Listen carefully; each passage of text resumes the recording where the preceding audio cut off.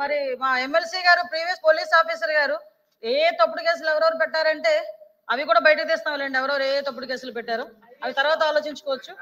అధ్యక్ష, ఒకటి ఇప్పుడు ఇందాక మన గౌరవ సభ్యులు నాగేంద్ర బాబు గారు అడిగిన క్వశ్చన్ అధ్యక్ష, యాక్చువల్ గా అధ్యక్ష మనకి ఇక్కడ చూస్తే అధ్యక్ష లాస్ట్ 9/24 మనం అబ్జర్వ్ చేసుకుంటే మాక్సిమం తప్పుడు కేసులే నమోదైన పరిస్థితి. అవి ఒక పక్క పొలిటికల్ కేసులు అవ్వచ్చు, ఒక పక్క ప్రెస్ వాళ్ళ మీద కేసులు పెట్టడం అవ్వచ్చు, ఆఖరికి సోషల్ మీడియాలో ఒక పోస్ట్ ఫార్వర్డ్ చేసినందుకు సిఐడి ఆఫీస్ నుంచి నోటీసులు ఇచ్చి సిఐడి ఆఫీస్ కి పిలిపించుకొని కేసులు పెట్టిన సందర్భాలు కూడా చాలా ఉన్నాయి అధ్యక్ష. ఇలాంటివి దయచేసి వినండి సార్, నేనేమి అబద్ధాలు మాట్లాడట్లా, నేను విషయం చెప్తున్నా సార్. కొన్ని క్వశ్చన్స్ అడిగారు, మీరు కూడా 5 సంవత్సరాలు లాస్ట్ 5 సంవత్సరాలు మీరు కూడా అధికారంలో ఉన్నారు. ఏ కేసులు ఎలా పెట్టాలి, ఏ కేసు ఇన్వెస్టిగేషన్ స్టేజ్ లో ఎలా ఉంటాయి, కోర్టుకి వెళ్ళిన తర్వాత ఎలా ట్రయల్స్ లో ఎంత టైం పడుతుంది, అవన్నీ కూడా మీకు కూడా తెలుసు. యాజ్ ఆఫ్ నౌ నేను చెప్పేది ఏంటంటే అధ్యక్ష, జెన్యూన్ గా ఒక కేసు పెడితే దానికి సంబంధించి కోర్టులో మనం ఫైట్ చేసుకోవటమా, కోర్టులో మనం ఆశ్రయించడం అన్నది పక్కన పెట్టొచ్చు అధ్యక్ష. ఇక్కడ చూస్తే అధ్యక్ష, ప్రభుత్వాన్ని క్వశ్చన్ చేసినందుకు, ప్రభుత్వం మీద వ్యతిరేకంగా ఒక పోస్ట్ పెట్టినందుకు, పోస్ట్ పెట్టడమే కాదు ఆ పోస్ట్ ఫార్వర్డ్ చేసినందుకు, అంటే దాని మీద కేసులు పెట్టడమే కాదు, ఎస్పెషల్లీ మహిళలు ఎవరైనా కూడా ఆ ప్రభుత్వాన్ని వ్యతిరేకిస్తే ఏదైనా పోస్ట్ పెడితే గత ప్రభుత్వాన్ని క్యారెక్టర్ అసోసియేషన్ చేసి కూడా సోషల్ మీడియాలో పోస్టులు పెట్టిన సందర్భాలు కూడా ఈ సందర్భంగా గుర్తు చేయాలి అధ్యక్ష. దీంట్లో భాగంగా అధ్యక్ష చాలా మంది మీద కేసులు, అమరావతి రైతులు రాజధాని అమరావతి ఉండాలని చెప్పేసి కోరుకునే నేపథ్యంలో వందలాదిగా కేసులు పెట్టిన నేపథ్యం. దయచేసి ప్లీజ్ సార్, నేను అన్నిటికీ సమాధానం చెప్తా, అన్నిటికీ ఇది నా టైం సార్, ప్లీజ్. క్వశ్చన్ అడిగింది మా వాళ్ళే, మీకు చెప్తున్నాను సార్.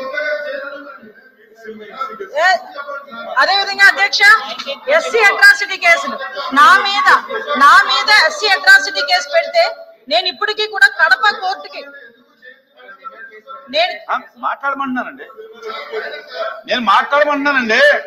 మీరు కాదు సార్, మీరు కాదు.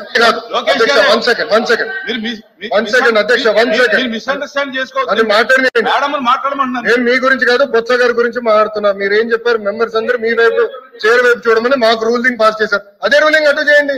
ఆయన ఎందుకు మేడం గారి వైపు చేతి మాట్లాడుతున్నారు? ఎస్, మీరు ఇట్లా అన్నారు కాదా, వీడియోలు తెప్పించండి, చూడండి సార్. సార్ ఆయన మా వైపు చూసి చూడమనండి, అవకాశం ఇవ్వలేదు కదండి. మీ వైపు చూడమనండి. మీరు మాకు ఒక రూలింగ్, వాళ్ళకు ఒక రూలింగ్ ఇస్తే నేను అవకాశం ఇవ్వలేదండి. ఆయన సైడ్ కమెంట్స్ పాస్ చేస్తున్నారు, కరెక్ట్ కాదు. ఆయన సభలో వాళ్ళకు ఒక రూలింగ్, వాళ్ళకు ఒక రూలింగ్ ఇవ్వకూడదు అధ్యక్ష. ఇద్దరికి ఒకే రూలింగ్ ఇవ్వాలి అధ్యక్ష, ప్లీజ్. అన్యాయం అధ్యక్ష, రూలింగ్ ఇవ్వండి అధ్యక్ష. మమ్మల్ని కాపాడాలి అధ్యక్ష. మీరు నేను ఆయనకి ఇవ్వలేదు కదా అవకాశం. బట్ ఆయన మీ వైపు చూసి కమెంట్లు ఇవ్వనండి, కమెంట్లు పాస్ చేస్తున్నారు. ఆయన ఎలా నడుస్తున్నాడో ఏంటో కమెంట్లు పాస్ చేస్తే ఎట్లా అధ్యక్ష? మహిళా హోంమంత్రి గారి పైన చేస్తే ఎట్లా అధ్యక్ష? చెప్పండి.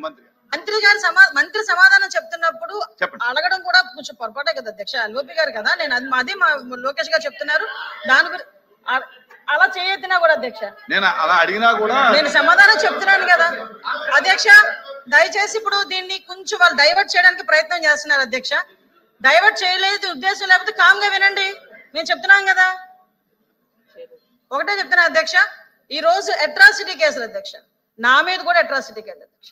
నేను కూడా కడప కోర్టుకి అటెండ్ అయ్యి వచ్చిన సందర్భాన్ని కూడా ఈ రకంగా గుర్తు చేయాలి అధ్యక్ష.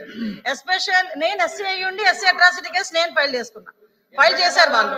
అట్ ద సేమ్ టైం మన అమరావతి రైతులకు సంబంధించి అట్రాసిటీ కేసు, ఎస్సీస్ మీద అట్రాసిటీ కేసులు పెట్టిన సందర్భాలు ఈ రోజుకి కూడా వాళ్ళు కూడా కోర్టులకు వెళ్లే పరిస్థితి ఈ రోజు కనిపిస్తుంది అధ్యక్ష.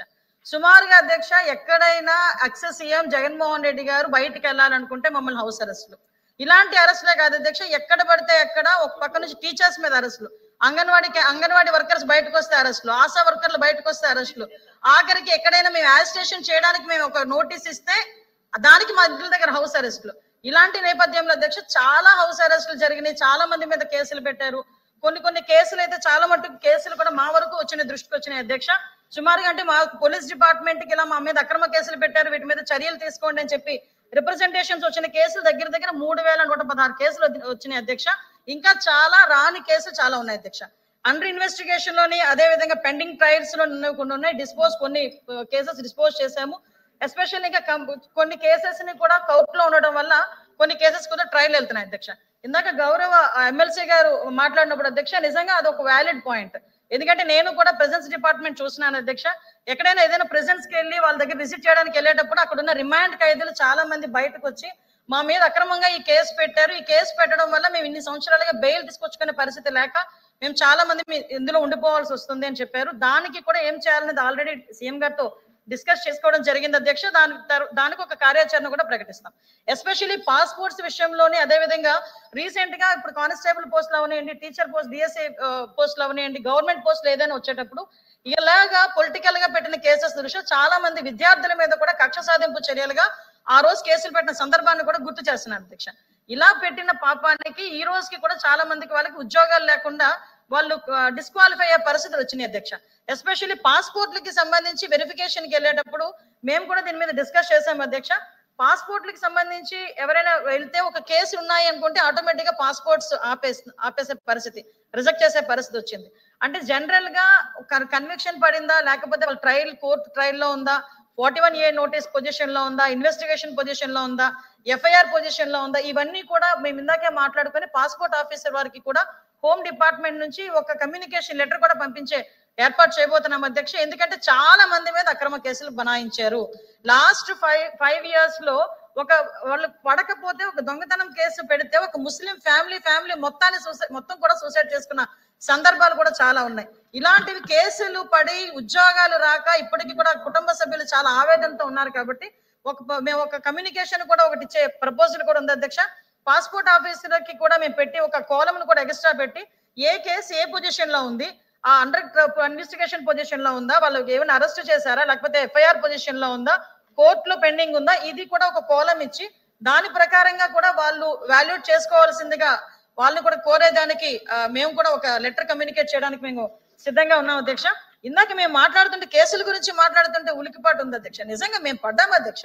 మేమే కాదు అధ్యక్ష, ఇక్కడ ఉన్న వాళ్ళు చాలా మందిలో ఈ కేసులు పడిన సందర్భం ఉంటే ఇంకొక విషయం కూడా చెప్పాలి అధ్యక్ష. ఈ సందర్భంగా ఇదే మాట ఒకసారి చంద్రబాబు నాయుడు అంటే ఆ హౌస్ గురించి హౌస్ దగ్గర మాట్లాడకూడదు కాబట్టి ఒప్పుకున్నా. కొన్ని సోషల్ మీడియాలో మాట్లాడేటప్పుడు తెలుగుదేశం ఎన్డీఏ కూటమి సభ్యులలోనే 94% మీద కేసులు ఉన్నాయని సాక్షి పేపర్ ఏదో రాశాడు అధ్యక్ష. ఆ మీద ఏమి గొడ్డల వేటు మీద పెట్టామని హత్యల కేసులు లేవు అధ్యక్ష. కోడికత్తున్నదని మా మీద అధ్యక్ష కేసులు లేవు అధ్యక్ష. అమ్మ చెల్లి కేసులు పెట్టారు మా మీద కేసులు లేవు అధ్యక్ష. కేవలం మా మీద కేసులు ఉన్నది ఏంటంటే రాజకీయ కేసులు. నువ్వు ఇసుక మాఫియా చేస్తున్నావని మేము రోడ్డు ఎక్కితే కేసులు పెట్టారు, లేదు మైనింగ్ మీద కేసులు పెడితే కేసులు పెట్టారు. నేను ఎవరి పేరు ఎత్తలేదు, నేను కేసుల గురించి మాట్లాడాను. మీరు భుజాలు తడుముకుంటే నేనేం చేయాలి? భుజాలు తడుముకుంటే నేనేం చేయాలి? ఈ రోజు లీగల్ గా అది కూడా అధ్యక్ష ఈ కేసులు ఏదైతే ఉన్నాయో ఈ కేసుల్ని తొందరగా వాళ్ళకి ఎలా పరిష్కారం చూపించాలనే ఉద్దేశంతో పోలీస్ డిపార్ట్మెంట్ తోని అదే విధంగా లా డిపార్ట్మెంట్ తోని కూడా ఒక మీటింగ్ కూడా అరేంజ్ చేసుకోవడం జరిగింది అధ్యక్ష. దీని మీద యాజ్ వెల్ యాజ్ పాసిబుల్ ఒక మంచి న్యూస్ రావాలని నేను కూడా మనస్ఫూర్తిగా కోరుకుంటున్నా. దానికి హోమ్ డిపార్ట్మెంట్, లా డిపార్ట్మెంట్ రెండు కూడా కోఆర్డినేషన్ తో పనిచేస్తున్నాయి. గవర్నమెంట్ కూడా దీనికి పూర్తి మద్దతు కూడా ఇస్తుంది అధ్యక్ష. థ్యాంక్ యూ అధ్యక్ష.